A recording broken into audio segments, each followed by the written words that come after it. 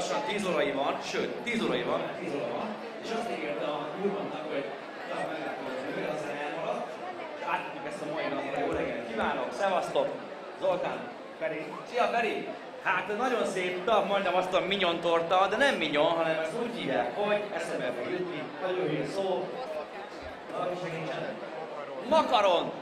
Makaron torta! Ez a makaroni torta, szóval, hogy ha jól tudom, akkor 16. kerületben vagytok, amerre én laktam régen, és a híd vonala mentén, Sashalom környékén van a sulitok, amely egy baromi szép világra emlékeztet, de mégsem azt mondja, a suli, méghozzá vendéglátóipari, kereskedelmi és idegenforgalmi szakképző iskola, amelyben Feri, hát nem tudom, tanulsz, fiák vagy, tanár vagy, felszolgálást tanulsz. Mert picit mutassuk most úgy, hogy milyen szakképzések vannak még, miket lehet tanulni, mennyi a csaj, mennyi az édesség, nyalakodni lehet-e?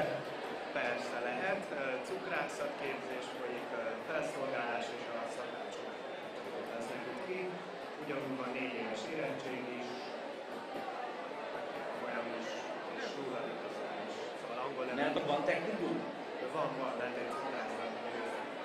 És akkor a cukrászatban lehet menni rögtön le a suli után, lehet gyakorolni, vagy ott mi történik? Hát van a sulival egybekötve ilyen cukrászda, és egyből felküldik a sütnek a tanárok segítségével készíteni. Egyet magyarázom, hogy nekem valaki kövér séfet már láttam, sőt majdnem minden séf szerintem régebben klasszikus értelemben volt ilyen sztereotíp, hogy minden séf kövér, minden szakács kövér, de nem láttam még kövér cukrászt. Ennek mi az oka szerintetek? Nem tényleg megkérdezni, milyen a hölgy. Szia! Bejöttek ide hozzánk? Már be fog esni a puskatartón. A puskában jársz cukrázában? Szia! Kérdeztem kérlek. Belinda. Szervusz Belinda, Zoltán, örülök, hogy találkozunk. A kérdés mindig él, tehát hogy miért nincsen kövér cukrász? Ilyen soha nem kóstoljátok meg, nem hiszok el, hogy lesz? Hát de csak szerintem lehet, hogy annyit kóstolunk, hogy folyamatosan eszünk, és így tudom. Vagy már immunisak vagytok az édességre, gondolom én. Azt No, lehet. egy picit mesélj nekem, hogy te most éppen hány éves vagy? Én most érettség után másodéves. De azt jelenti, hogy te már sütni végül is tudsz, nagyjából mindenhez értesz már, még van hát a 2 évre, jól tudom. Nem, biztos. Utolsó éves vagy. Aha, utána mi lesz? Marad a cukrászában, lesz a saját cukrászál, mit fogsz csinálni? Hát jó lenne majd egyszer is elcipelni. De mindenképpen itt akarsz valamit csinálni, az édesség való belül. Persze.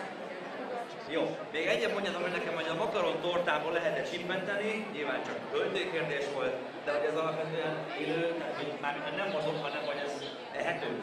Hát ehető volt, igen. Ehető volt még tavaly, de olyan régóta van itt, hogy így, hát egy kicsit így, és ez még a régebben kék volt, csak hát a benéz, ugye, a viccelek. Szóval, hogy ezt hogy készül például? Tehát te mondjuk másodéves szubász vagy, egy ilyennek hogy állsz neki, és nem megerik, hanem éve megcsinálni. Hát igazából fatorra az alapja, szóval ez a sokat nem kell bajlózni. Fatorda? Igen.